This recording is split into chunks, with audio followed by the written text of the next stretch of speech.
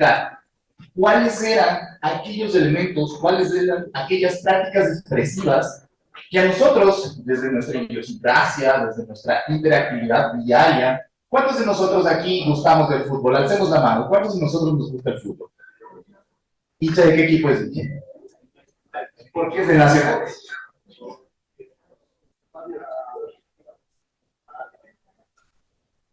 Perfecto. Iba mucho con su tío, con su padre al fútbol.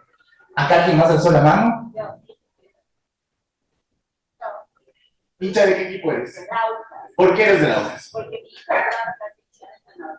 ¿De qué posición? Él era delantero. Perfecto, felicitaciones a ambos. Un fuerte aplauso para los dos, por favor.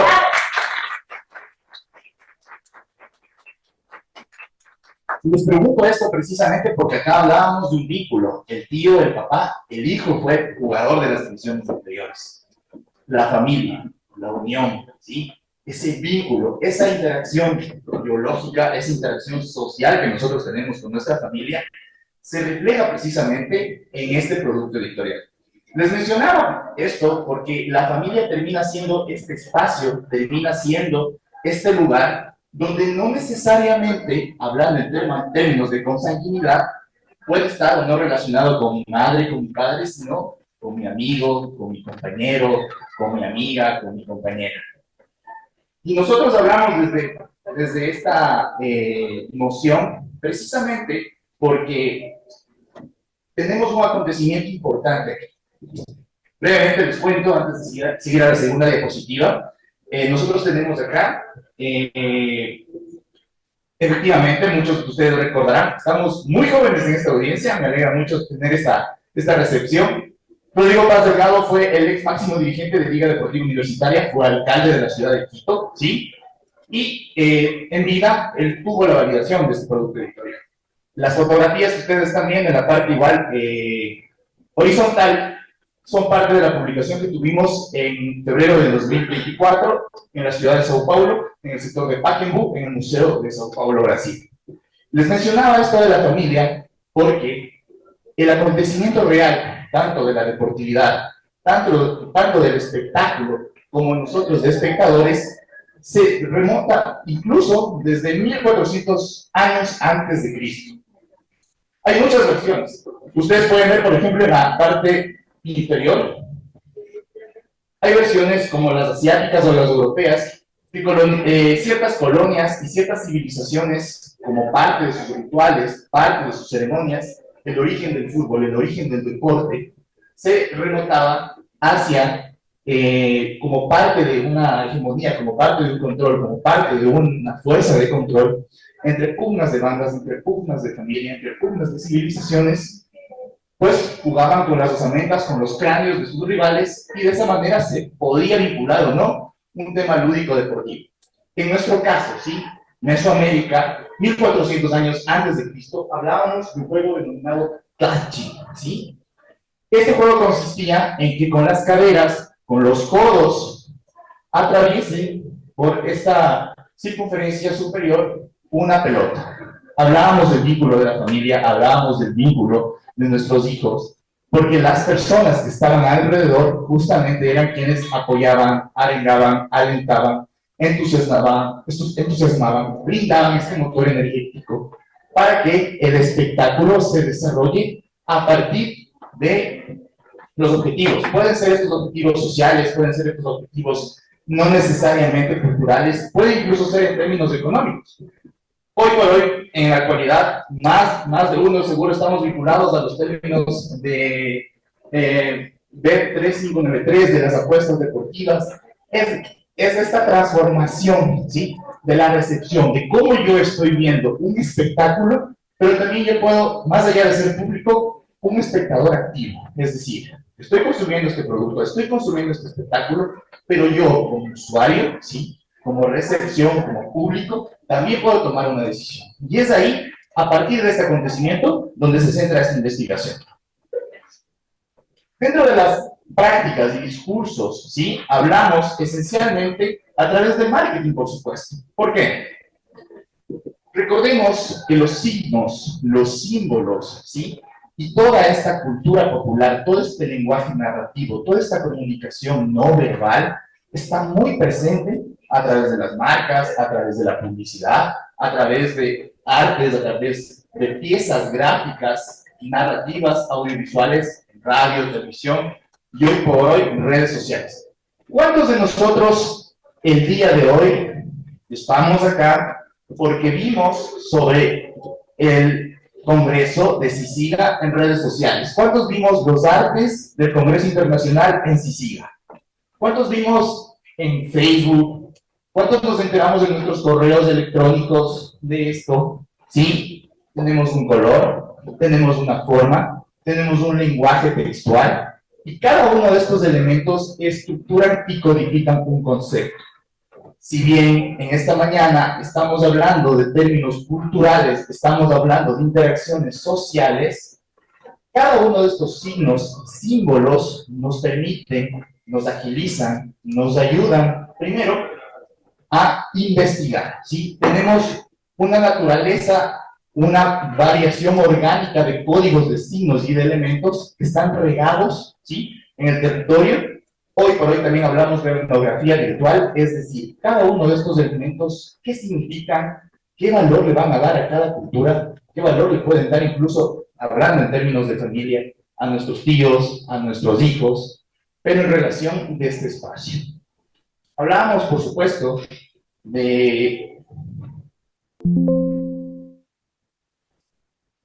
las prácticas y discursos y encontramos esencialmente gestos codificados. Es decir, en estos gestos codificados nosotros vamos a variarlos, a clasificarlos desde los tatuajes, desde la kinésica, es decir, la relación no lingüística, la relación no verbal, pero sí física. Es decir, el espacio que yo estoy ocupando en este auditorio me permite a mí también entender cuántos de los compañeros llegaron muy temprano acá al auditorio, cuántos acabaron de enterarse de que 10:30 de la mañana Daniel iba a hablar de un tema envuelto en una bandera. De la misma manera, a través de estas estrategias, a mí me permite organizar. Recordemos el primer paso: investigar. Tenemos cada una de estas naturalezas de códigos, de símbolos, que posteriormente a mí me permite organizar. Cuando yo tengo cada uno de estos elementos, de inmediato en la investigación empiezo a organizar. ¿Y cómo los empiezo a organizar? A través de dos conceptos esenciales que a mí, desde mi criterio, desde la investigación, ya los fui desenvolviendo, que era el fútbol y la cultura popular.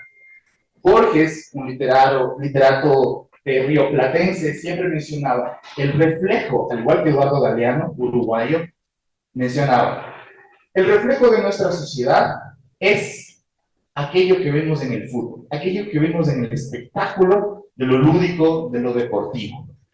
Muchos de nosotros tenemos la noción, sí, justamente del fútbol, muchas veces incluso de las barras bravas, desde el lenguaje, desde el discurso que nos dicen los medios de comunicación, insistentemente nos mencionan.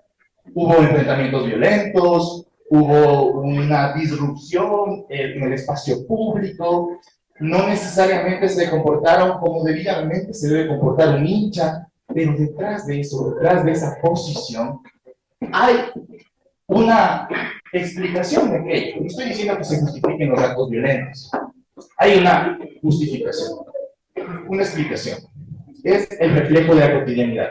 Si hablamos de que somos, dentro de los espacios deportivos, dentro de los escenarios deportivos, como sujetos, como individuos violentos, es una respuesta justamente del sistema, de la estructura, del matrix violento, que de cierta manera puede ser desde tu barrio, puede ser desde tu lugar de trabajo, desde nuestro sitio de estudio, cómo esta sociedad violenta incrementa, estimula, fomenta, para que consumamos este tipo de discursos, no solamente en el territorio, sino también desde los lenguajes discursivos en televisión, radio, prensa, internet. Y es ahí donde yo centré mi investigación, y enhorabuena que esté sucediendo esto aquí, en mi alma mater, en la Universidad Central del Ecuador, y por supuesto a través del Instituto Pichincha, de quien nuevamente agradezco la oportunidad, para entender y hacer este muestreo de estudio a partir de la historia, es decir, a partir de la ritualidad, entendiendo como cada uno de los espacios donde se van a desarrollar distintas escenografías, distintos espacios de campo y también desde la reproducción. Recordemos que Liga Deportiva Universitaria es uno de los equipos más activos, al igual que el Centro Deportivo Olmedo, en el centro del país. Y tomo este punto de referencia porque probablemente a más de uno nos será muy familiar que el fútbol es muy consumido acá en Ecuador. El fútbol termina siendo uno de los deportes de consumo cultural más importantes en nuestra ciudad.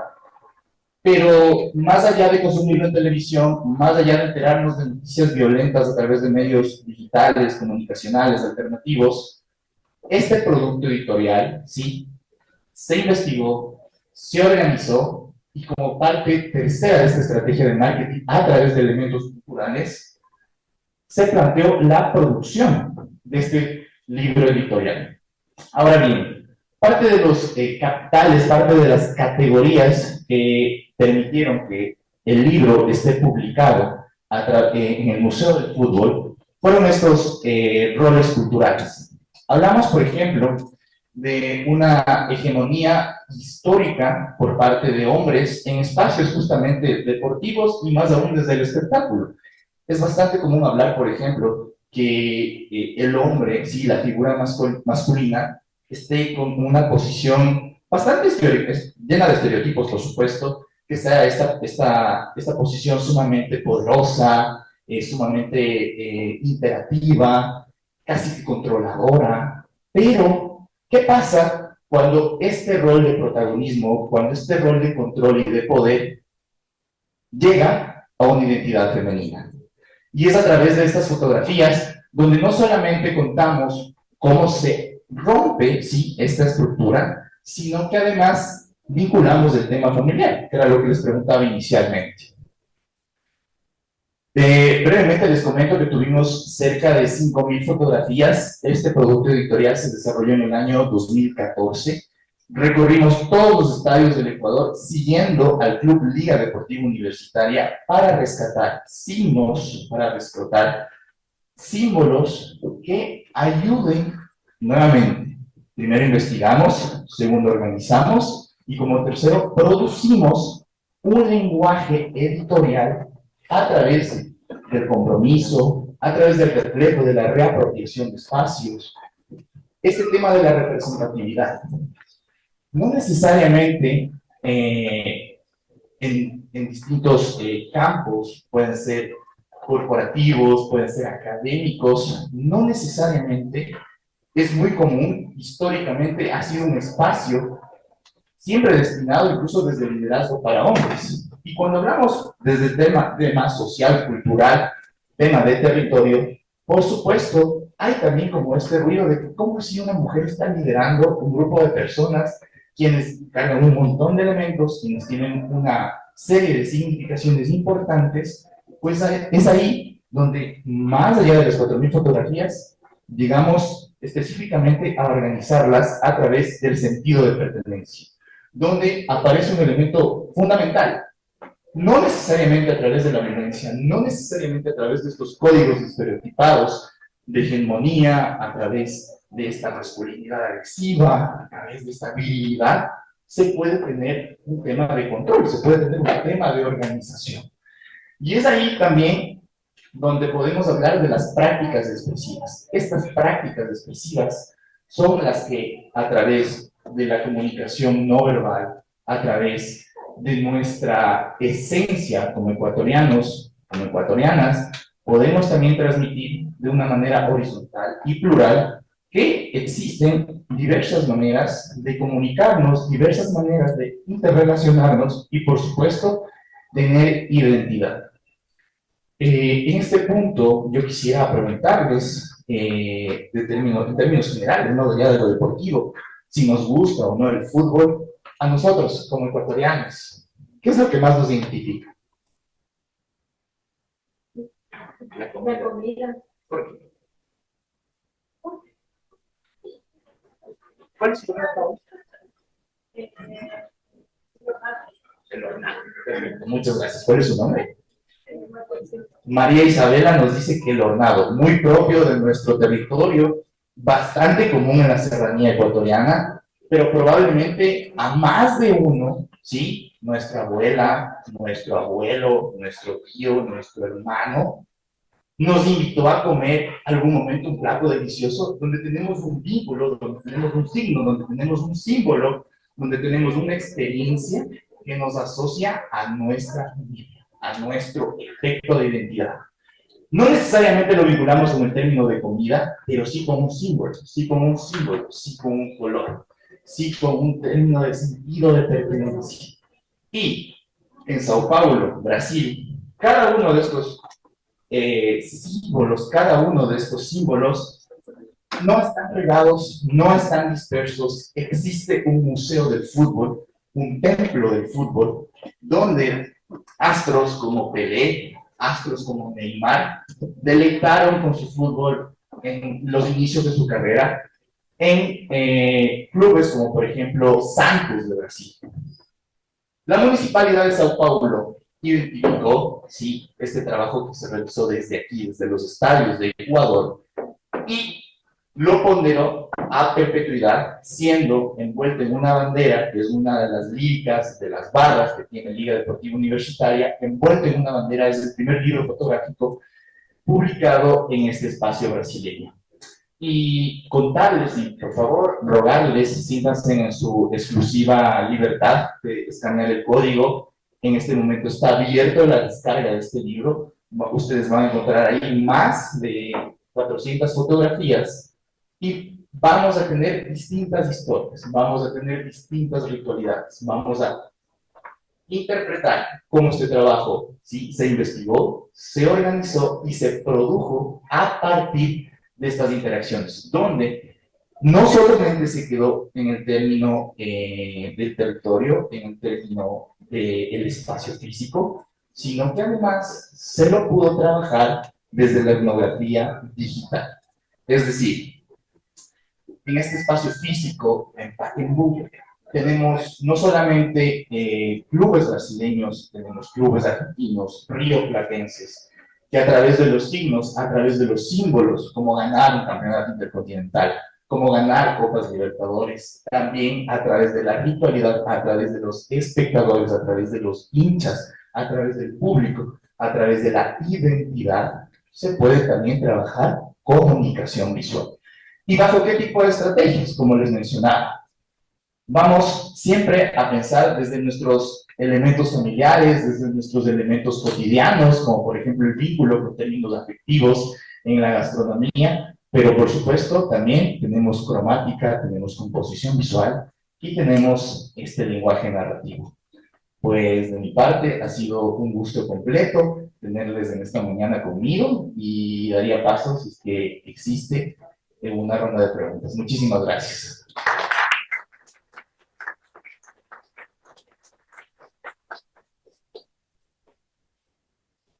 Gracias, Daniel. Chicos, ¿preguntas?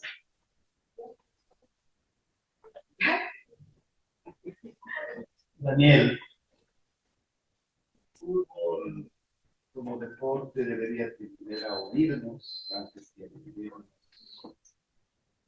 Y de alguna manera, alejado de hacer esto, ¿qué estrategia que se podría aplicar? Fútbol vuelva a ser un momento de tiempo en nuestra sociedad. Buena pregunta, muchísimas gracias.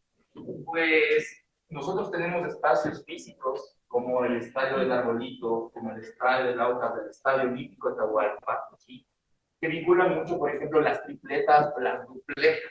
Ahí no necesariamente hablábamos de división hinchadas, casi como la Segunda Guerra Mundial, donde tenían que estar acordonados. Es decir, hablar desde un lenguaje más inclusivo, un lenguaje que no divida y que nuevamente convoque a la familia. Hablábamos al inicio sobre el vínculo que tenemos con el papá, con la mamá, con el hijo de que juegue en un club deportivo, ¿sí? Podemos hablar también desde términos de la gastronomía, es decir, que el fútbol se convierte en un espacio de encuentro donde la familia, donde espacios de ocio, de entretenimiento, vuelvan a tener esas motivaciones para que convoque a la gente, una gente y no las terminen dividiendo. En las fotografías se refleja mucho, sí, tatuajes, signos, símbolos que probablemente tengan todavía este estereotipo de masculinidad, de agresividad, de virilidad, pero al saber organizarlos, al saber entenderlos e interpretarlos, justamente nos permite convocar, nos permite unir, nos permite de cierta manera distender, ¿sí?, estos lenguajes violentos que no necesariamente reflejan la doctrina.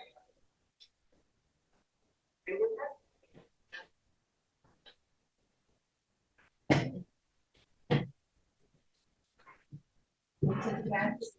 Bueno, muchas felicitaciones, Daniel, lindo trabajo, no solo en términos de la representación fotográfica, como la interpretación discursiva también. Creo incluso que este tipo de análisis debería llevarse a la política pública. Me permito, no sé si quién estamos aquí, porque yo percibo que con todo lo que hemos pasado desde antes de la pandemia, estamos en una sociedad que se está perdiendo un poco esa colectividad, ¿no?, que algo que tanto me atrae aquí. Pero bueno, mi pregunta es sobre su trabajo. He observado que en los estadios, además de compartir con familia, también se comparte la comida. Eso me llamó mucho la atención porque en Brasil no, o sea, nadie come en el estadio.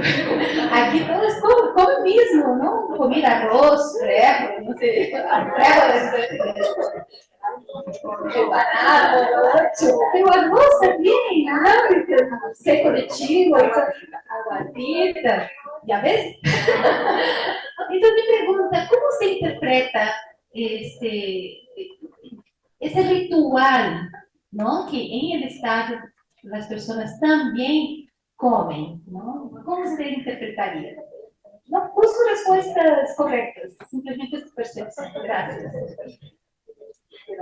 Gracias, profe Mariana. Pues bien, en Brasil hablamos del picota, del cantil que nosotros conocemos, ¿no? Es común que también haya como este vínculo de casi que como de ocio, de complemento al entretenimiento. En Brasil se hablan de las cajitas de las facturas, que también son como estos picaditos o pequeños bocadillos que se dan en los escenarios deportivos.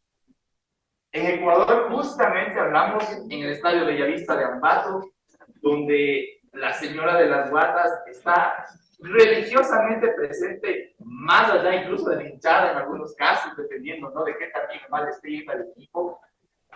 En Quito tampoco es la excepción, Guayaquil mucho menos, ¿no? En términos de calor, refrescarnos, hablar en términos de compartir con la familia. Creo que la comida termina siendo como esta parte más loca de nuestra identidad ecuatoriana, esta parte significativa, donde tenemos un montón de cosas, ¿no? Por ejemplo, vamos a una final de Copa Libertadores y terminamos también comiendo morocho con empanadas. Y el morocho con empanadas termina siendo esta simbolización. Cuando yo venía al estadio con mi papá, y mi papá soñaba que algún día mi equipo gane la Copa Libertadores. Pasaron los años, ahora yo soy papá, yo soy abuelo, por órdenes de la vida, mi padre ya no está físicamente conmigo, pero a través de este símbolo, a través de esta representación, a través de este sabor, vuelvo a tener casi como esta sensación de cercanía, esta sensación de ritualidad, que a través no solo de los elementos de la comida, de la música, recordemos que tenemos mucha influencia de la murga rioplatense que tenemos en Ecuador, de los símbolos, de los signos, de las banderas, los trapos, que está muy presente, incluso llegarse a tatuar, llegarse a poner una camiseta con esta leyenda, con esta representación, es algo muy valioso, independientemente para cada persona. Gracias.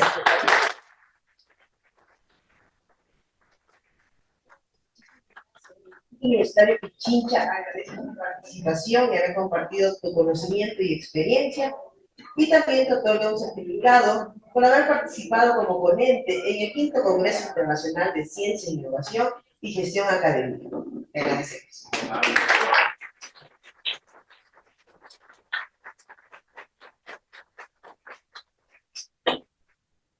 Gracias.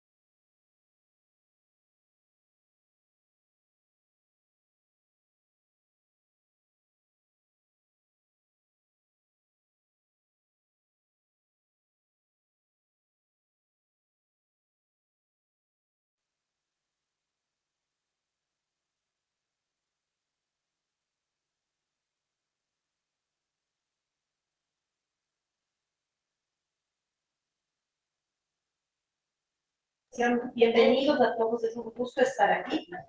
Mi nombre es Fabiola Celi y yo les voy a presentar un artículo que me pareció muy importante, esencial en la actualidad, y se llama Del papel a la pantalla, la digitalización de la gestión del talento humano. Pero quiero empezar por compartirles una frase.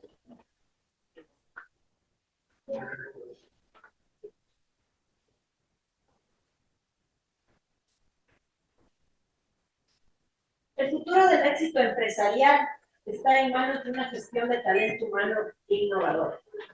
Es importante que nosotros en la actualidad sepamos cómo ha ido trascendiendo el talento humano a partir de la tecnología.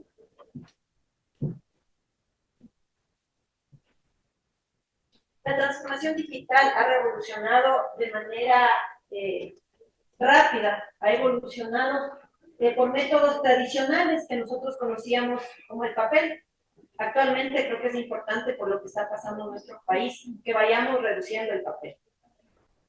De ahí nace el que nosotros vayamos haciendo esa transformación, eliminando el papel hacia la nueva tecnología y trascendiendo hacia la digitalización. Esto permite tomar decisiones basadas en datos actuales, en tiempo real, mejorando la experiencia de los empleados y dando una agilidad organizacional. Vamos a ver cómo ha ido evolucionando esta transformación digital. Esto inició en el año de 1960 con IBM. Pasó a una expansión y una complejidad en los años 80 y 90 para caminar hacia la innovación del nuevo milenio. Pero para entender esto, vamos a pasar a revisar una línea del tiempo que nos va a dar una mejor visión de cómo esto ha ido trascendiendo. En el año de 1960, IBM fue la primera empresa que hizo el lanzamiento del sistema de información de recursos humanos, que se conoce como los HRIS, siglas en inglés.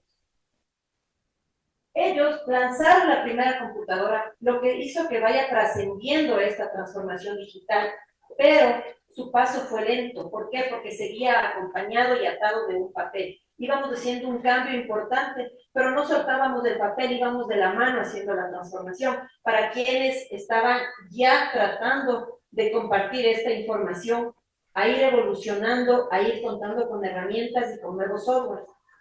Hay parte cuando en el año de 1980 se expande masivamente esto y nosotros empezamos a cambiar con PeopleSoft, que es una empresa que nace en 1987, de la mano siempre del papel, cambiando el talento de los recursos humanos, del personal, de ir evolucionando, de ir haciendo que las empresas, que los líderes empiecen a ir cambiando el pensamiento de tener todo en un papel. Fueron ya trascendiendo a ellos lograr compartir esta información, ya implementando software. En el año de 1990 empieza el reclutamiento online, para quienes hemos estado ya buscando herramientas para estar buscando trabajo aquí internamente en el exterior. Debo decirles que el reclutamiento online nació con la plataforma Monster en 1994. Ellos ya dieron un crecimiento, una transformación que rompió barreras y el reclutamiento online ya no solamente fue aquí internamente, nosotros hemos podido buscar trabajo externamente, hemos roto barreras geográficamente, hemos logrado trascender. Y es así como en 1992 aparece SAP R3. SAP es un software empresarial. La letra R quiere decir el rompimiento de la barrera de expansión de manera digital. Y el número 3 son 3 capas fundamentales que vienen a ser el cliente, la base de datos y el sistema de información que ellos manejan. Esto es actualmente lo que se maneja o se sigue manejando en ciertas empresas el talento humano, integrando muchas más áreas, rompiendo muchos más segmentos, ampliando el mercado, ampliando los objetivos, logrando que no solamente nosotros tengamos las empresas básicamente con un software o con una herramienta digital. Siempre tenemos que tener en cuenta que los líderes deben estar basados en tener la información de sus empleados, en valorar al talento humano. No solamente es una herramienta digital la que nosotros debemos tener, sino que también debemos de valorar para evitar cualquier sobrecarga, cualquier crisis, cualquier estrés laboral que se da, el no permitir que solamente nos basemos en herramientas digitales, sino que también tengamos de la mano el personal humano como valioso, como prioridad para una empresa. Así es como en la década del 2000 empieza la nube y el Workday en el 2005. Esta tecnología simplemente hizo que el sistema de información de recursos humanos extienda su infraestructura, pueda lograr mantener la información de manera no costosa, no elevada, sino de una manera en la que podamos nosotros mantener la información y la privacidad de nuestro personal, de nuestros empleados, básicamente el talento humano, pero ya con soluciones en la nube, que estas puedan ser manejadas de manera inmediata, que nos puedan dar información espontánea, directa, real, podamos analizar datos, podamos lograr objetivos directos para tomar decisiones estratégicas, para lograr mejorar ciertas áreas, para no ser tan competitivos internamente, sino que fortalecidos, logrando de esta manera que la información que se encuentra en la nube sea tan real que las decisiones como líderes que vayamos a tomar sean las mejores, abran nuevas estrategias para mejorar las áreas de las empresas.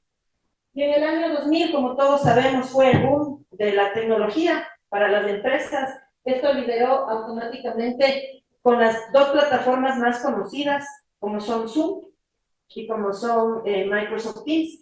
Todos deben recordar que tanto para estudiantes como para empresas fueron las 2 plataformas principales que nosotros teníamos para poder trabajar en equipo, para poder tomar decisiones, para poder planificar, organizar e inclusive trabajar remotamente desde la misma ciudad, desde maneras internacionales para quienes se quedaron fuera del país. Y esto no permitió que existan despidos. A pesar de las dificultades que habían, se logró salir adelante con estas plataformas de manera principal.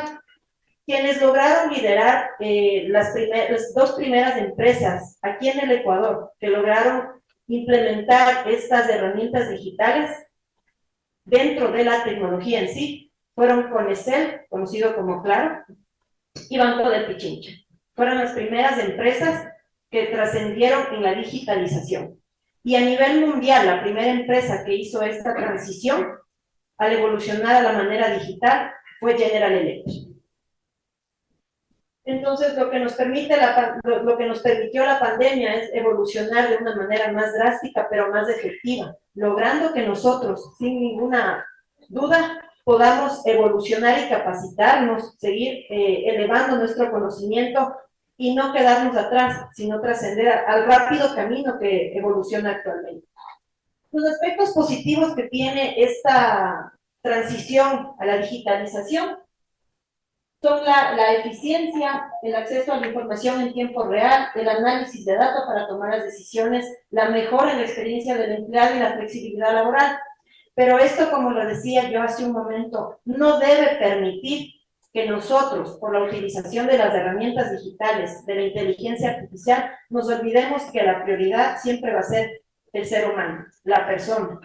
el no olvidarnos que nosotros debemos usar las herramientas digitales de manera profesional, honesta y sin hacernos nosotros de otros trabajos o de otros usos como propios. Tenemos que ser muy profesionales en cuanto a la información que nosotros rescatamos de las redes sociales. La flexibilidad es importante porque a pesar de que nosotros estemos en algún lugar, independientemente que ésta sea, hemos podido trabajar y estudiar desde nuestras casas.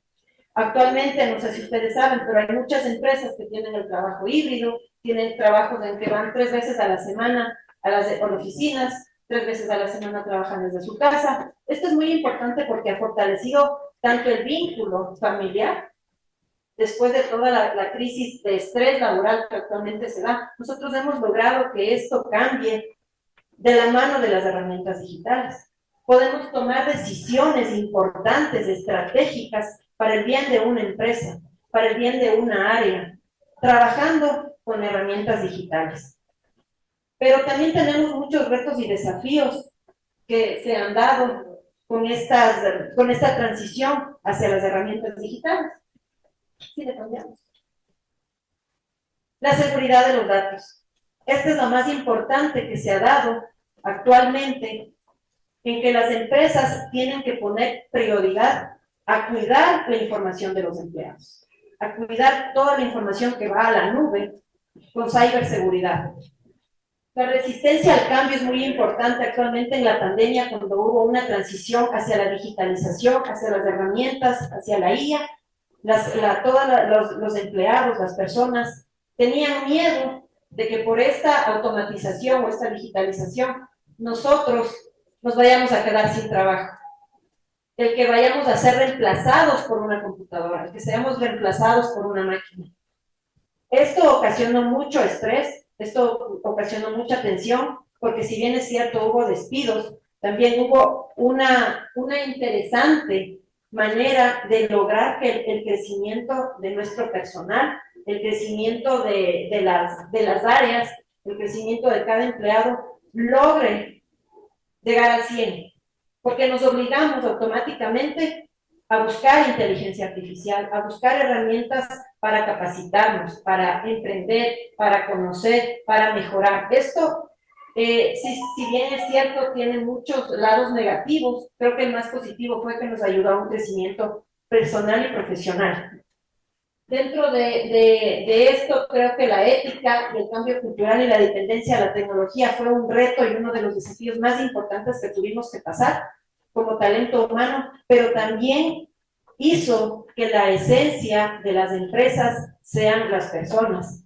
Gracias a todos estos retos, nosotros estamos superando poco a poco la disminución de los despidos y estamos rompiendo barreras, porque hay muchas personas de nuestro país que han conseguido trabajo, aunque están en otro país y no pueden salir, están trabajando directamente, remotamente desde acá. Han sido contratados del Ecuador, pero están trabajando en otro lugar. Y personas también que están viajando y que están logrando romper barreras geográficamente para conseguir trabajo y seguirse capacitando y seguir creciendo, haciendo crecer a nuestro país y haciendo que aumente también la tecnología.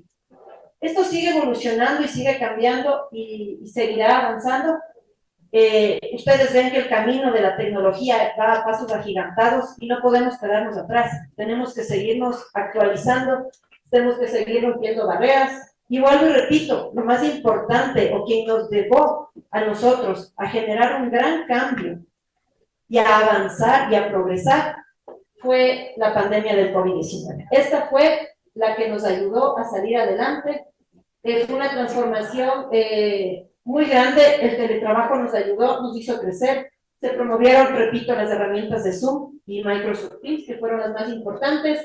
Y esto ha ayudado a que tanto la evaluación del desempeño como las capacitaciones en línea, como el reclutamiento, vayan en incremento.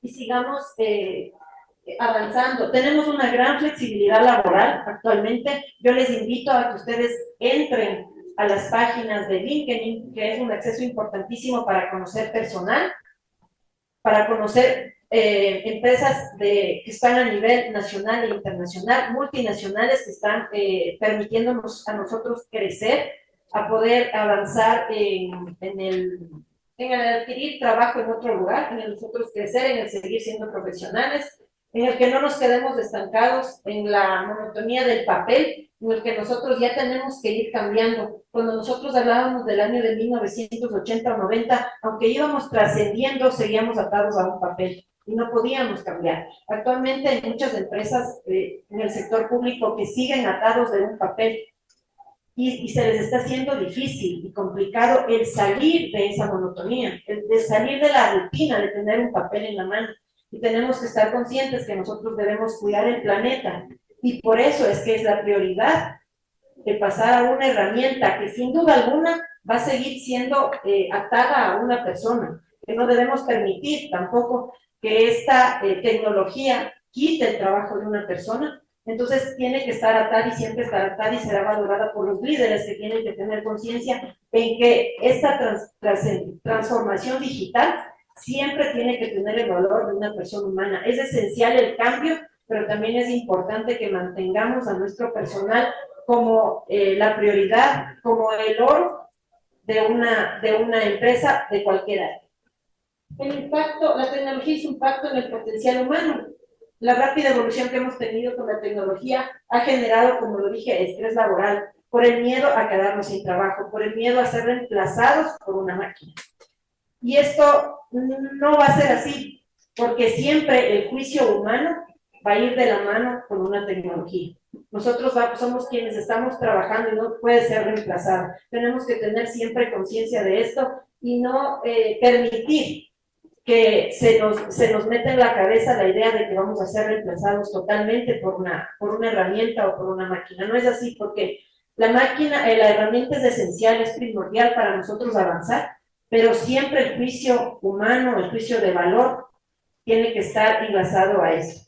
Es importante también que sepamos que la transformación digital no debe evitar el cara a cara, la actividad personal, la interacción. Si bien es cierto, trabajamos tras una pantalla, pero de alguna manera tenemos que interactuar con las demás personas, no hacerlo impersonal, sino de manera personal para que podamos estar atados a nuestros compañeros, para que podamos tener una fidelización, un crecimiento, pero siempre teniendo la conciencia de que no vamos a ser reemplazados, de que no vamos a ser despedidos de nuestro trabajo por una herramienta digital.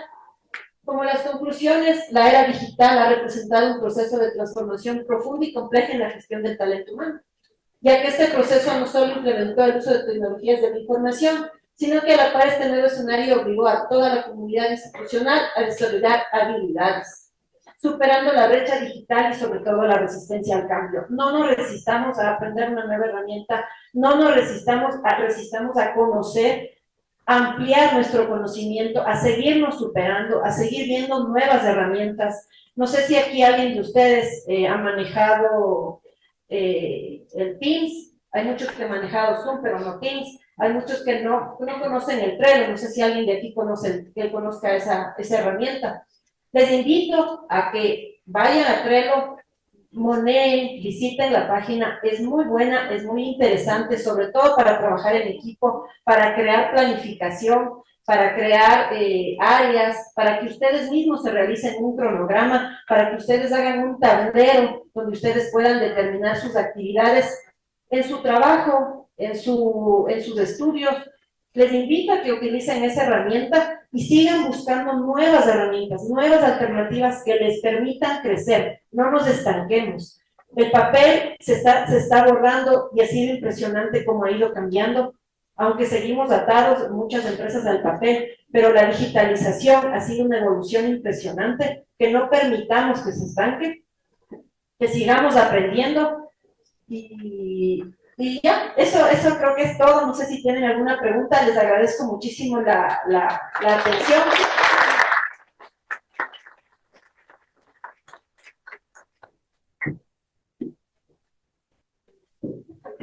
Gracias, buenos días. Bueno, mi pregunta es que si bien es cierto, ahorita estamos utilizando el papel, pero cuando se pasaron a las facturas electrónicas y nosotros vamos a hacer tal vez alguna compra en algún local, nos imprimen y nos dicen, nos imprimen un papel y nos dicen descargues la factura de tal. Entonces estamos utilizando nuestro papel.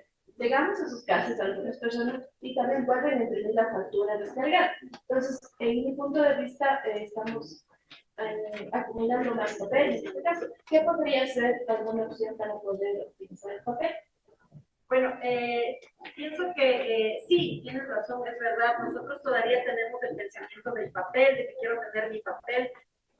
Yo creo importante el digitalizar, el no descargar, de no imprimir el documento, de descargarlo y hacerte una carpeta donde tú lo guardas. Tenemos que cuidar el planeta. Actualmente estamos viendo que nos están cortando la luz, nos están ya cortando el agua. Entonces es importante que nosotros hagamos conciencia, creemos conciencia desde los más chiquitos hasta los más grandes. Nuestros abuelitos y nuestros papás lamentablemente les encanta tener todo en papel, todo imprimido. Y hay que enseñarles que estamos contaminando el ambiente, que lo que está ocasionando los apagones, los cortes de agua, es la inconsciencia de nosotros. Es que nosotros le estamos dañando al planeta. Y ese es un grito desesperado de que no llueve, es un grito desesperado de pónganme en atención, cuídenme. Entonces yo les invito a crear conciencia desde ustedes, desde sus casas, a que no impriman, descarguen, hagan una carpeta. Ahí tengan sus documentos. Evitemos comprar resmas de papel en las oficinas. Yo no sé si alguien trabaja aquí en el sector público, pero ustedes ven que van al sector público y vas a imprimir algo y tú tienes que llevar tus hojas. Tú vas a traer tu mano y te dicen, tráigame las hojas, pero imprima lo necesario. Y te recortan las hojas y te dan 5. Dicen, no sé, le doy 5 y en esas 5 imprime lo necesario. Entonces, es una manera de cuidar y es una manera en la que también ellos están aprendiendo. El sector público se le ha hecho muy fuerte y muy duro empezar a digitalizar y a quitar el papel. Pero están aprendiendo, se les está haciendo difícil. Hay muchas empresas en las que las personas que han ido a los bancos ven que ya no te dan papel, ahora todo es digital. La mayoría de los bancos, el Banco de Pichincha es el más digitalizado. CNT, claro, ellos ya están casi totalmente digitalizados, ellos ya lo usan. Cuando se hacen la contratación, la hacen en línea, contratación en línea, reclutamientos del exterior en línea, capacitaciones en línea, ya no sé si se dan cuenta, pero les mandan el folletito virtualmente, ya no les imprimen. Las capacitaciones ahora son online y con los documentos digitales. Entonces, yo les invito a ustedes a que empiecen a hacer eso desde su casa y desde sus trabajos. Ahorremos el papel, empecemos a digitalizar y así, inclusive, ayudamos al planeta. Y nos vamos digitalizando de una manera mucho más rápida. Evolucionamos, pero no nos olvidemos que nosotros somos la esencia en una empresa.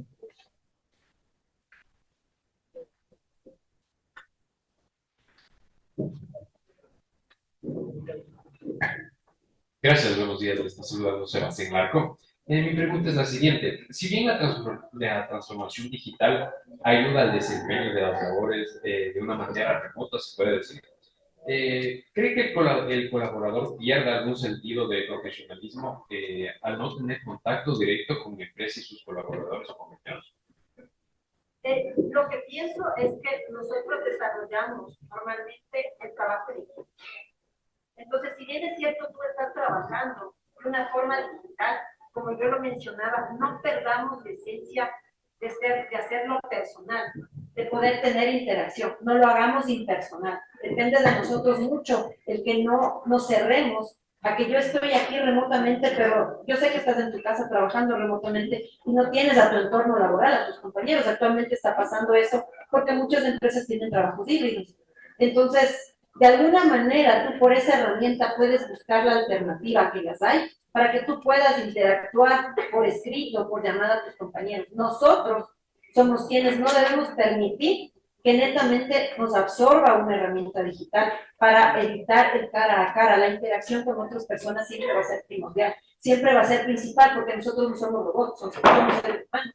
Entonces siempre es importante que de alguna manera busques la interacción con las personas y que el trabajo remoto no haga que tú pierdas esa esencia de tener interacción de cara a cara, de trabajar, de interrelacionarte, porque nosotros somos seres humanos que necesitamos de la sociedad, de una interrelación, Y eso no se puede perder porque estamos manejando herramientas o porque estamos haciendo un trabajo desde casa.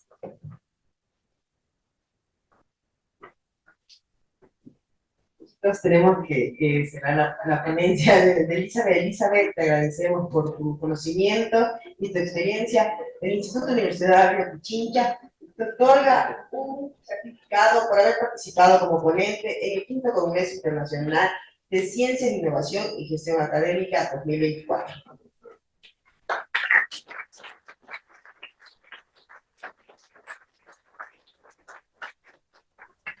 Johnny, buen día. Podemos compartir la presentación, por favor. La próxima ponencia va a ser vía virtual. En el aprendizaje del diseño gráfico, el ponente magíster Johnny Morocho. Bueno, muy buenos días, estimados participantes, estudiantes, docentes que deben estar presentes también. Muchísimas gracias también por la presentación anterior, muy interesante. Bueno, mi nombre es Johnny Morocho, soy coordinador académico o coordinador primero de acá del Departamento de Educación Continua del Instituto Tecnológico Sudamericano de la ciudad de Cuenca. También soy docente en el área de diseño. Y pues hoy he venido a compartir un poco la experiencia de lo que hemos trabajado en la investigación sobre el impacto de las herramientas de la inteligencia artificial, sobre todo de la rama de la generativa, ¿no? Que es en el diseño, sobre todo en el diseño gráfico, que es lo que manejamos acá en la institución. Entonces quiero comentarles más que todo, a modo de relato, de historia, un poco de lo que hemos trabajado acá. Espero que les sirva muchísimo, sobre todo a los estudiantes, que es a donde más queremos fomentar este interés, esta participación y sobre todo esta motivación sobre este uso de tecnologías disruptivas, ¿no? Y también a los compañeros docentes, sobre todo para ir cambiando un poco la mentalidad. Escuché a la ponente anterior, como decía, de esta transformación de la parte análoga a la digital, y sobre todo también la parte de la ética, la transparencia, del cuidado del medio ambiente. Entonces son valores que nosotros también como institución queremos pues fomentar y transmitir a nuestros queridos estudiantes, ¿sí? Entonces con esta pequeña introducción voy a dar paso, por favor, no sé si está clara la presentación, pues para ir trabajando con ella, ¿no? Bueno. Las palabras, pues el desarrollo de la inteligencia artificial no debería preocuparnos tanto a los profesionales del diseño, sino lo que nos debería preocupar, ¿qué sería? El retroceso de la inteligencia. He puesto esta imagen justamente de este monigote, de este muñeco que recuerdo en las épocas de universidad, en la carrera utilizábamos para la parte de la figura humana, ¿no? Y todas las posiciones y todos los elementos que conllevan un dibujo artístico. Y a veces estas habilidades se van perdiendo un poco, ¿no? Y justamente es con el tema ligado anteriormente, que alguna vez también dio una ponencia de lo análogo a lo digital, y donde se van perdiendo ciertas cosas, ¿no? Y justamente esta importancia de ir en esa transición, entendiendo los conceptos como tal. La inteligencia artificial, pues, no es más que un compendio de datos, obviamente generados, acumulados, y que no podría rebasar a lo que es la inteligencia humana y sobre todo la creatividad, ¿no? Pero pues estamos sumergidos ya en eso y justamente he puesto aquí un ejemplo, ¿no? Si yo me pregunto, ¿qué es la inteligencia artificial generativa? Y más que yo me la pregunto o busco en los libros, en la biblioteca, hago una conversación con el chat GPT, ¿verdad? Y justamente tengo que citarla como tal, ¿no? Poniendo comunicación personal 9 de noviembre del 2024. Y por ejemplo, aquí, ¿qué nos dice? La misma IA de la IA generativa, que es un subcampo de la IA, ¿verdad? Que se enfoca aquí en la generación de contenido, imágenes, música, video, inclusive código. Y a diferencia de otras IAs que se concentran en la clasificación, predicción o análisis de datos, Y la generativa, pues, se encarga de qué? De generar algo novedoso que no estaba presente en los datos de entrenamiento, que es básicamente lo que hace la IA principal o IA primaria, ¿no? Así que comenzamos por ahí, ¿no? Ocupando ya la IA para qué? Para la parte comparativa. Pero ¿qué es lo que les venía a contar?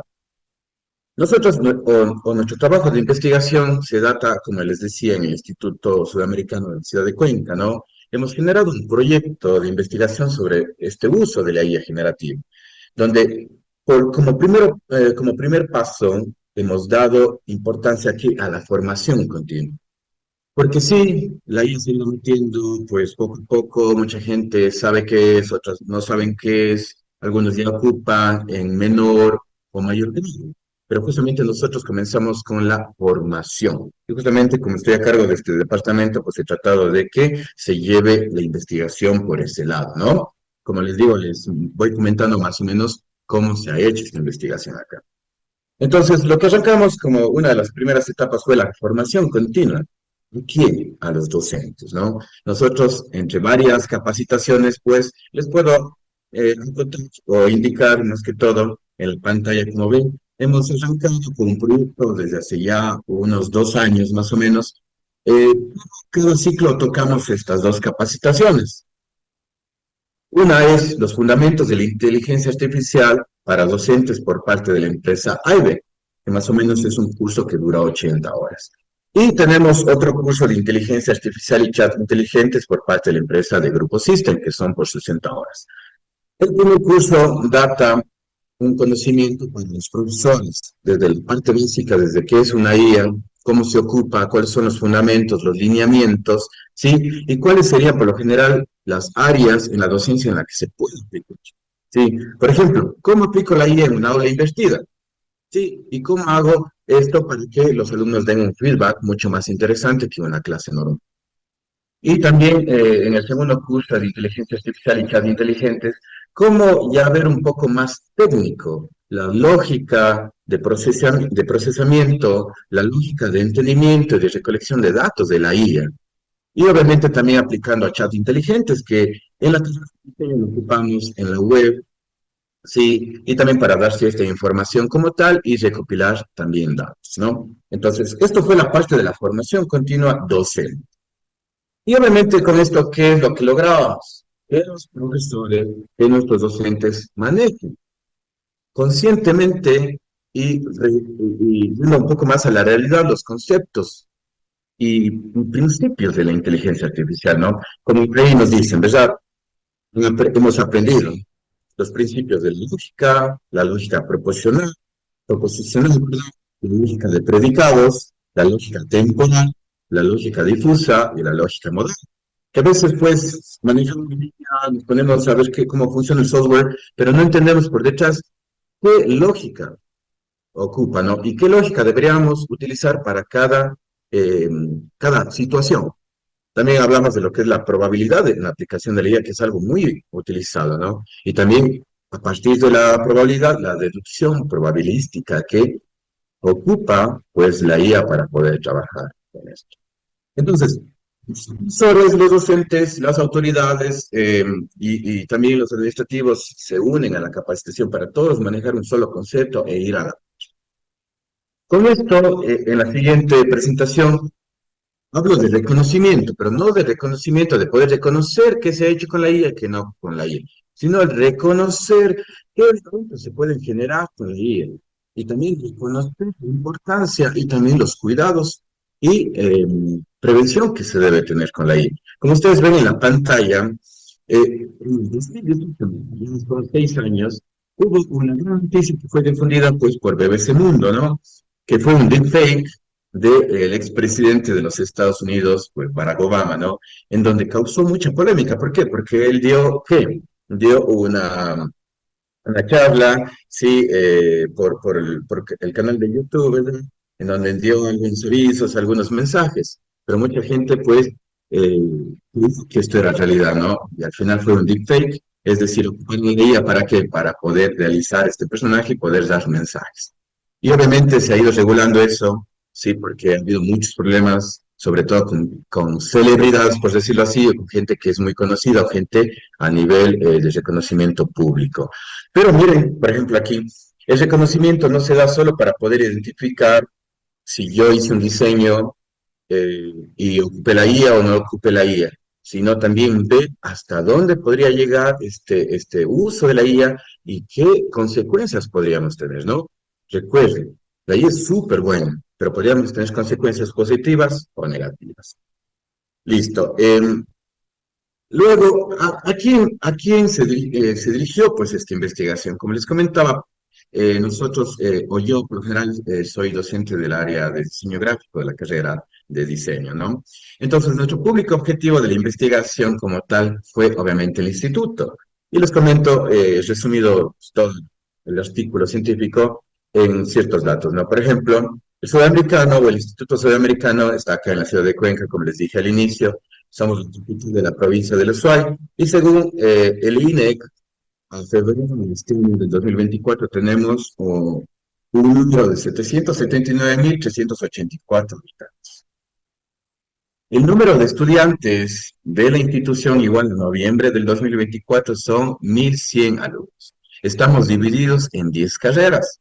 Y obviamente, pues, en la carrera que se ha hecho esta investigación es en la carrera de diseño gráfico. Y esta carrera alberga un total de 233 estudiantes, igual con fecha noviembre del 2024. Para la investigación, pues, yo he tomado en cuenta los últimos ciclos, por lo general son tercer y cuarto ciclo, ¿no? De la tecnología de diseño gráfico. Ya les explicaré por qué no a los primeros. Y obviamente suman un total de 136 estudiantes. Obviamente, con los cálculos para este tipo de investigaciones, hemos considerado un tamaño de muestra para la investigación, como les decía, de 102 estudiantes, ¿sí? Todos estos fueron seleccionados para realizar las encuestas, someterse a ejercicios y aplicaciones varias, dentro y fuera de clase, ¿sí? Eso, sobre todo, chicos, en la cuestión de diseño, ustedes saben que siempre tenemos que apuntar la investigación con un público objetivo. Entonces, es lo que se hizo también en esta investigación como tal. Las asignaturas principales, pues, que se tomó fueron publicidad, fueron diseño web y diseño de portafolio. Se ocupó una metodología mixta para la investigación, básicamente. Sí se hizo en otras áreas, otras materias, pero estas fueron como que los alumnos principales de estas asignaturas. ¿Ok? Y luego, ¿qué hicimos? Con todos los conocimientos que vino de la formación de los docentes, fuimos implementando en el aula, como les dije, este público objetivo en estas áreas, ¿sí? ¿Y qué fuimos haciendo? Varios puntos. Les resumo, ¿no? Está todo resumido. La concientización. Obviamente hicimos la socialización de conceptos aprendidos a los estudiantes. El concepto se refiere a qué herramienta y qué herramienta se podría ocupar, de qué manera sería la manera más lógica y de manera más profesional en el uso de la IA. La ideación, también trabajamos con la ideación, creando gráficos, creando imágenes, sí, a partir de la IA. Y obviamente, como ven así, en el siguiente punto hablamos de las actividades comparativas, ¿no? No solo hicimos la comparación en gráficos generados tanto por el humano, el estudiante, y por la IA, sino también hicimos actividades comparativas como la redacción creativa, que es uno de los temas de los PEA en lo que es la materia de publicidad. Sí, recordemos, chicos, que nosotros como carreras creativas pues tenemos varias, ¿no? Una de ellas es el diseño gráfico, está el marketing, están las artes visuales, las artes plásticas. Justamente creo que la siguiente ponencia está un tema muy parecido, pero enfocado al marketing, ¿no? Al marketing de conceptos o marcas, no recuerdo. Y obviamente íbamos comparando con los estudiantes, ¿no? Por ejemplo, la reducción creativa. El estudiante redactaba a su forma, sí, con sus pensamientos, con sus ideas, con lo aprendido en clase, obviamente siguiendo el patrón que uno se les indica, y luego hacíamos la comparativa con un prompt bien realizado y ocupando pues la IA e íbamos comparando, ¿no? Íbamos comparando qué es lo que tomaba los estudiantes, qué es lo que tomaba la IA como tal, y podríamos tener ese feedback y esa retroalimentación como tal para nosotros. Y obviamente no podía faltar lo que son las actividades en clase y las autónomas, ¿no? Que son tareas varias. Tareas muy parecidas a las de clase se mandaban a casa para que los chicos puedan ir fortaleciendo, ¿no? En las diferentes materias. Por ejemplo, el diseño web, la inclusión para la redacción de textos, para textos alternativos, descripción de fotos en la web, y la inclusión de fax de preguntas frecuentes para alimentación de chatbots con las FAQs mediante IA para que las personas puedan conversar básicamente con un robot y puedan dar una información vida digna. Es algo increíble que se puede ir ocupando, ¿no? En la implementación y la unión de ciertas tecnologías con la IA. Y obviamente, para terminar, hicimos la evaluación, ¿no? La evaluación no es básicamente como la evaluación típica, bueno, vamos a, a rendir una evaluación, un cuestionario, no, sino fue encuestas, fueron charlas, fueron conversatorios, fueron los resultados en gráficas, en números de cómo nos fue en tal lado, sí, con las actividades tanto análogas como las digitales. Y obviamente tenemos varios resultados que son muchos, pero he tratado de resumir, sobre todo para que sea un poquito más claro esto y les sirva más en su vida cotidiana y profesional. Miren, chicos, esto es algo chévere que yo realmente eso es lo bonito de la investigación, que no siempre uno tiene resultados como los esperaba, ¿no? Y eso es parte de los resultados y de la conclusión que uno da en una investigación. Como ustedes pueden ver en la presentación en la pantalla, un gran porcentaje de estudiantes responde positivamente a la investigación. Sí, un gran porcentaje de estudiantes dicen que sí, que la IA es buena, que la IA les puede servir de muchos aspectos, pero aquí vienen otros puntos. Dicen que pueden entender objetivamente el concepto de inteligencia artificial, ¿verdad? Antes quizás a muchos estudiantes no se preocupaban por eso, y mucho menos, por eso les iba a contar, ¿por qué no a los primeros ciclos? Porque en los primeros ciclos ya saben cómo vamos, ¿no? Con teoría del diseño, con un poco de semiología cromática, recién vamos entendiendo cómo es el mundo del diseño. En cambio, en tercer y cuarto, pues ya han tocado herramientas digitales, ya están ocupando un poco de la IA. Por ejemplo, pueden destacar su uso e importancia dentro y fuera del aula. Con estos ejercicios, con esta investigación, ellos ya pueden dar un uso mucho más maduro, una respuesta o un afirmamiento más maduro de la importancia y el uso, pues, de la inteligencia artificial. Reconocimientos en la IA, obviamente, y también se puede socializar y compartir opiniones sobre el tema. Los chicos tienen pues ya en sus intervenciones, en sus foros dentro del aula, pues estas conversaciones y pueden dar ya opiniones muy importantes sobre el tema de la IA. Y también algo que quería acotar como parte de la investigación arrojó que algunas aplicaciones que los chicos ocupan, ¿no? Y les quería poner en esta presentación. Y obviamente ustedes podrán comparar con las inteligencias que sus profesores o ustedes mismos ocupan, ¿no?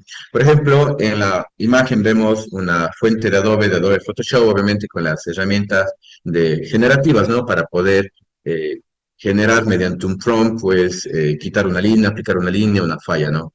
Pero, miren chicos, los programas que están ocupando, por lo menos acá en nuestra institución, los estudiantes, sí, Adobe Express con IA, ChatGPT, Leonardo.ai, Photoshop, AutoDraw, Copilot, Gemini, Aider, del 2, Ideogram, entre otros, ¿no? Pero estos fueron los que mayor número de repetitivos en los estudiantes estaban. Entonces, por ahí ustedes también pueden comparar, miren, ese programa yo también lo ocupo, o ninguno de ellos lo ocupo, yo estoy ocupando otros. Puede ser que la realidad cultural, por más que estemos dentro de un país igual, pues puede ir variando. Y también parte de la investigación es ver el impacto, ¿no? Que como les decía, es lo chévere de la investigación. No siempre tiene que ser un impacto positivo o negativo, sino tiene que ser variable. Justamente eso nos ayuda para ir mejorando, que es parte de la investigación que no termina acá, ¿no? Por ejemplo, la mayoría de estudiantes hablaba de que no tienen una dependencia aún. Están ellos muy seguros que no es un reemplazo. Es decir, sí, un complemento, sobre todo en la parte formativa. Recuerden, estimados presentes, que esta investigación no está para profesionales, no está hecha en profesionales, está hecho en estudiantes, ¿verdad? Entonces, mira, lo estamos tomando. Te quedan 4 minutos. Gracias. Y obviamente la mayoría de estudiantes saben que no hay que tener el abuso de la IA, ¿no? Utilizan más para investigaciones, eso arrojó un dato interesante, no creo que solo en nuestra carrera, sino en la mayoría.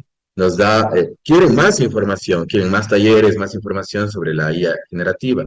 También dicen que es una gran ayuda, un gran apoyo. Y muchos de ellos decían que los prompts es una clave para poder crear unas imágenes mucho más realistas, unos trabajos mejores.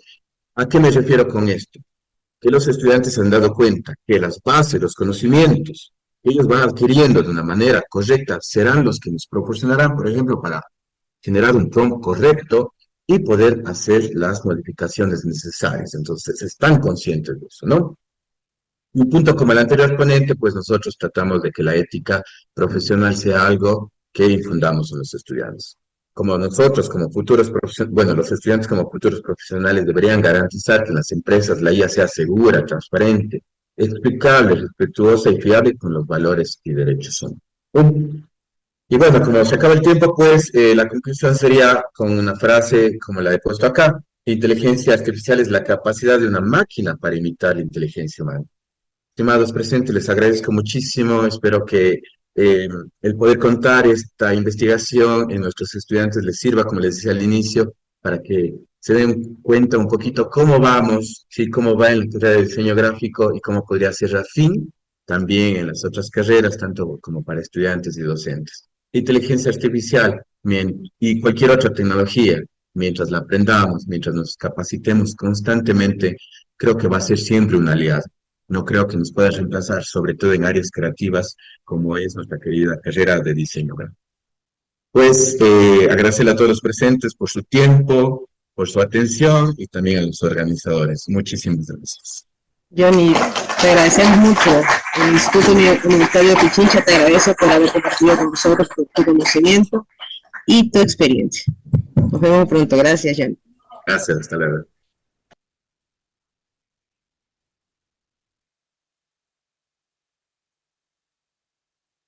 Voy a compartir con ustedes precisamente este tema que es de suma importancia para cada uno de nosotros. Permítanme un ratito.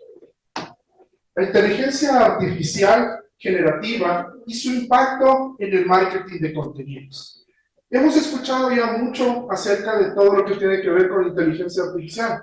Y voy a romper aquí un poquito el protocolo y más que una ponencia, lo que yo quiero es que nosotros tengamos un conversatorio. Voy a ir conversando con ustedes para poder anclar las ideas que yo tengo en mi investigación, precisamente con el conocimiento que tienen ustedes. Escuché y tuve el agrado de escuchar hace un momento que aquí hay muchos estudiantes de marketing, futuros colegas, marketeros, que vamos a trabajar de la mano. Y tenemos que anclar precisamente estos conceptos de inteligencia artificial con el futuro que nosotros estamos estudiando, con los conceptos que nosotros hemos formulado en las clases. El marketing de contenidos, si bien para nosotros es una parte fundamental dentro de nuestra formación, tenemos que seguir avanzando y no podemos quedarnos estancados únicamente en crear contenidos que hace algunos años era lo que pegaba en redes sociales. Hoy por hoy tenemos que seguir avanzando y darle una transformación a estos contenidos. No sé si me puede ayudar cambiando, por favor.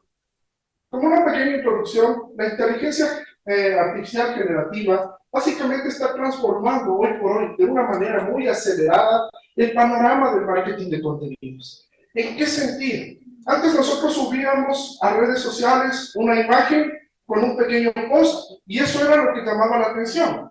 Hoy por hoy lo que nosotros buscamos con esta inteligencia artificial a través de un prompt bien estructurado es precisamente llamar a la interacción del usuario. Ya no queremos únicamente que el usuario vea nuestro post y nada más. Hoy lo que queremos con esta creación de marketing de contenidos a través de la guía es precisamente que el usuario empiece a interactuar con nosotros. Ya no podemos quedarnos estancados en únicamente buscar visualizaciones en un video o buscar visualizaciones de una imagen.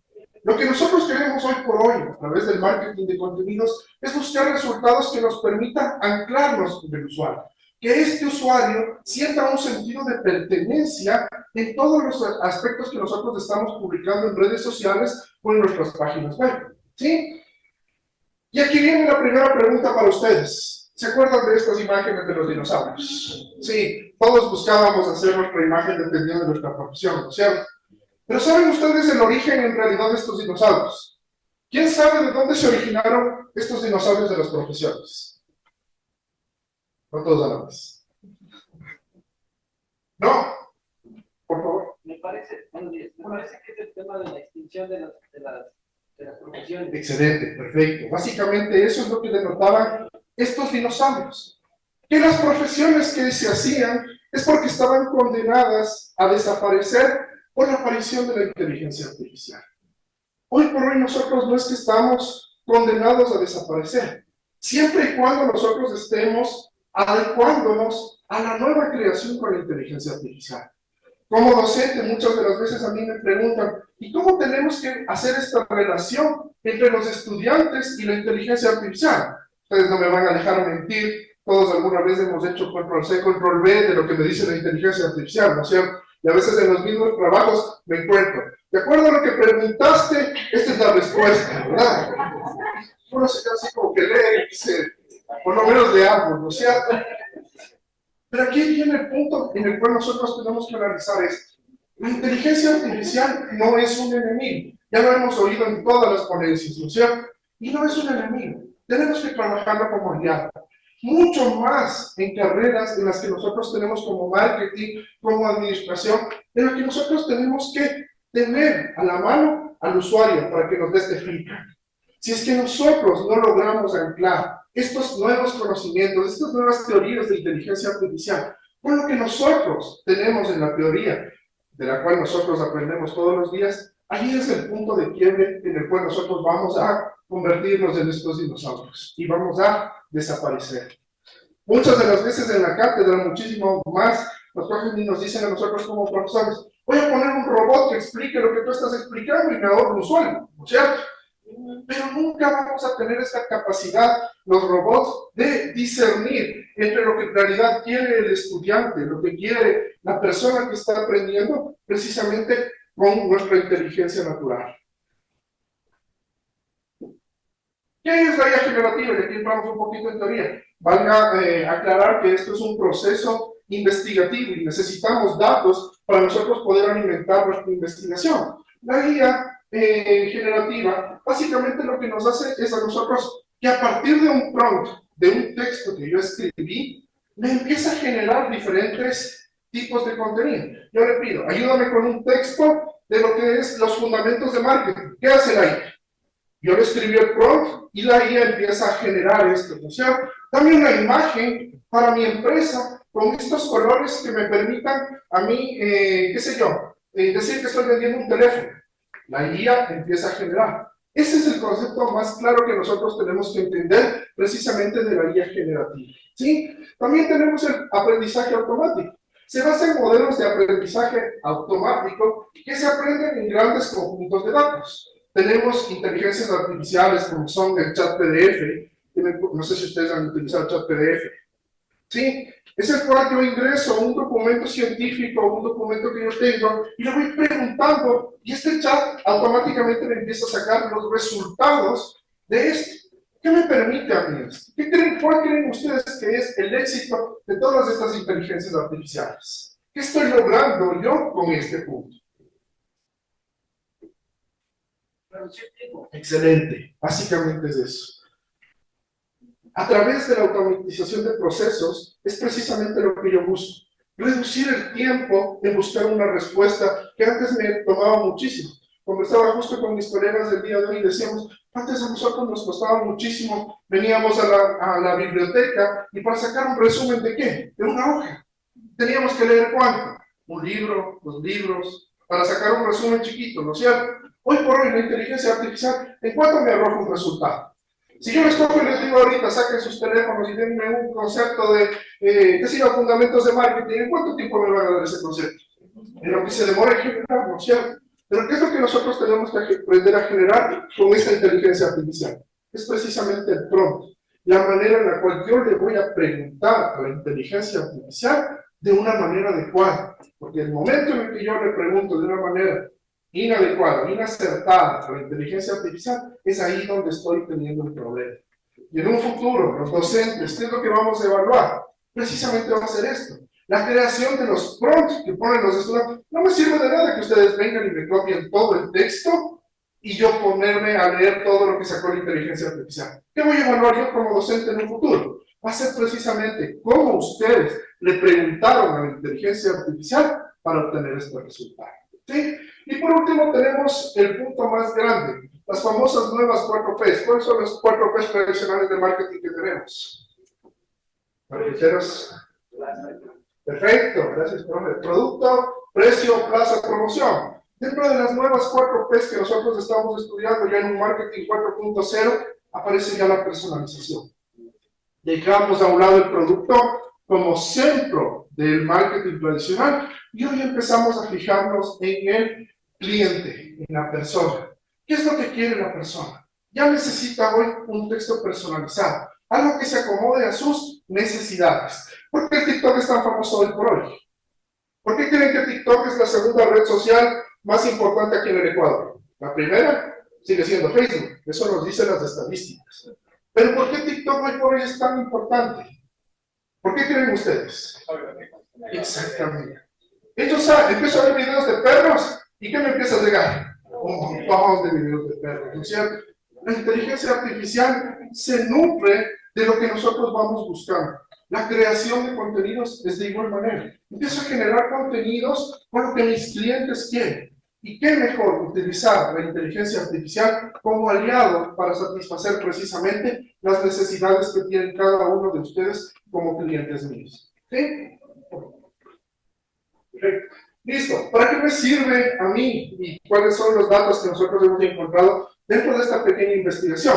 Primero, la inteligencia artificial, punto número 1, para redacción de artículos científicos. Hoy por hoy, es tan importante para nosotros tener anclado la investigación, es precisamente la inteligencia artificial, el primer punto, la clave, la redacción de artículos. Ese es el primer punto que nosotros tenemos que tener.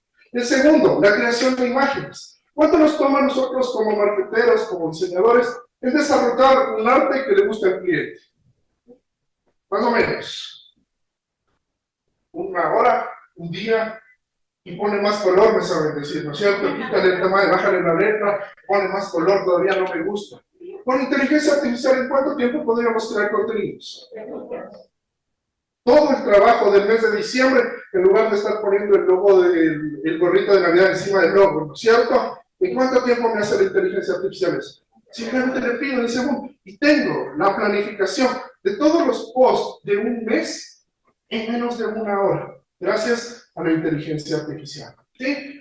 Y por último, la traducción de idiomas, que es el tercer punto tan importante que nos ha mostrado este análisis, que es el tercer punto que más utilizamos los usuarios en el momento en el que estamos utilizando esta IA generativa.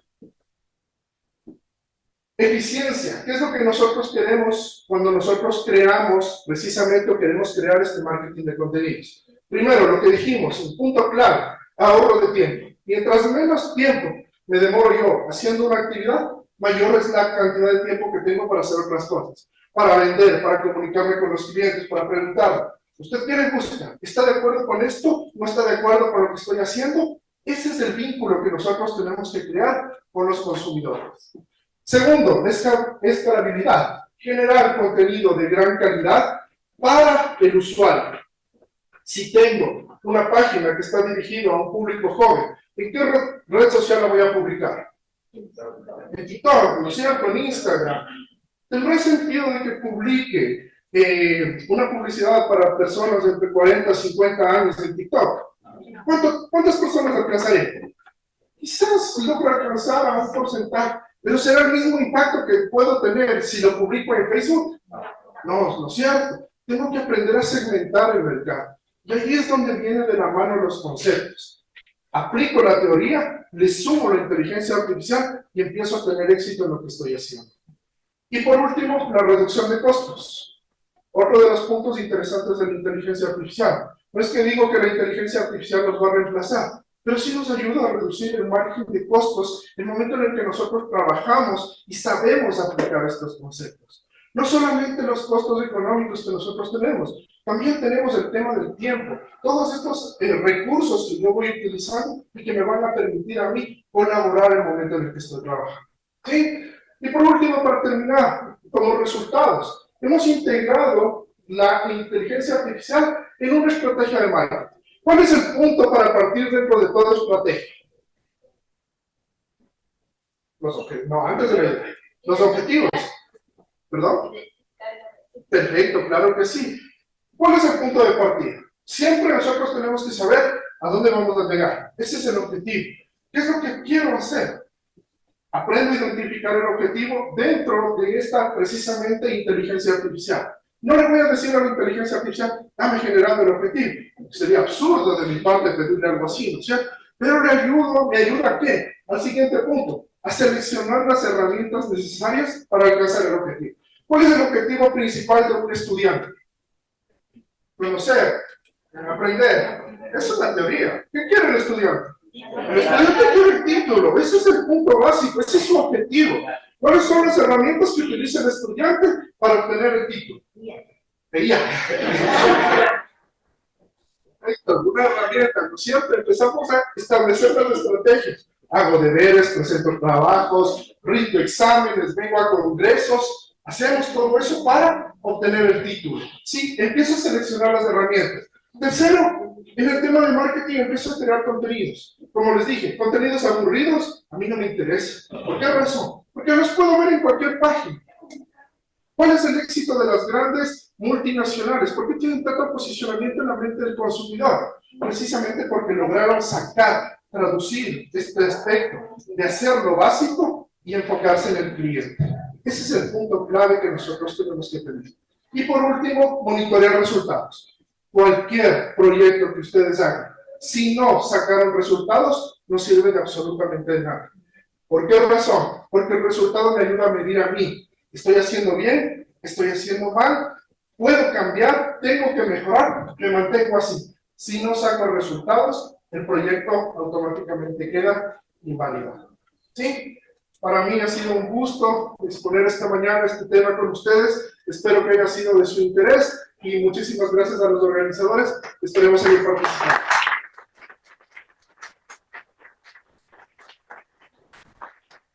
Gracias. Edgar, ¿alguna pregunta? ¿Alguna pregunta, marqueteros? ¿No? Bueno, Edgar, creo que todo súper claro. Yo no soy talento humano, no entiendo. Edgar, en el Instituto Universitario Pichincha se otorga un certificado por haber participado como ponente en el 5º Congreso Internacional de Ciencia e Innovación y Gestión Académica 2024. Un aplauso para Edgar, por favor.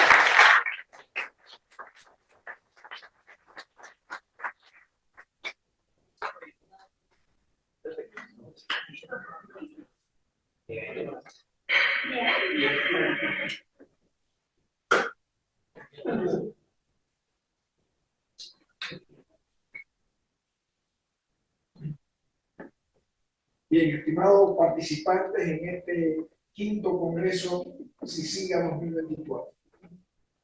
Durante 3 días hemos estado trabajando en 3 salas, donde 42 conferencistas y ponentes han expresado sus conocimientos, nos han transmitido sus experiencias y nos han permitido compartir con ellos las mismas y emitir los criterios, los interrogantes que al respecto hayamos tenido. Todo proceso como este de congreso presupone, por supuesto, toda una previa organización, preparación, búsqueda de quienes están interesados en exponer y, por supuesto, búsqueda de quienes están interesados también en participar. Los congresos son una forma que internacionalmente se manifiesta como la posibilidad de una manera fresca, activa y digamos, muy actual, exponer los criterios que hay al respecto de diferentes tópicos. Luego, es muy importante que nosotros nos preparemos para no solo participar como oyentes, sino en algún momento, de acuerdo a la experiencia que ustedes acumulen y a la especialidad en la cual vayan a trabajar, ser capaces de exponer sus trabajos, sus investigaciones en congresos de este tipo. Entonces, en este mediodía de hoy, sábado, yo me complazco a nombre de las autoridades del Instituto, muy especialmente a nombre del doctor Edgar Espinosa, agradecerle su presencia, su participación y convocar desde ya al Congreso del próximo año que se celebrará en el Texto. Entonces, declaro totalmente clausurado este Congreso y lo convoco para el próximo. Espero que ya no todos ustedes estén sentados allá, sino que algunos de ustedes también estén acá. Entonces, gracias y nos vemos en el próximo.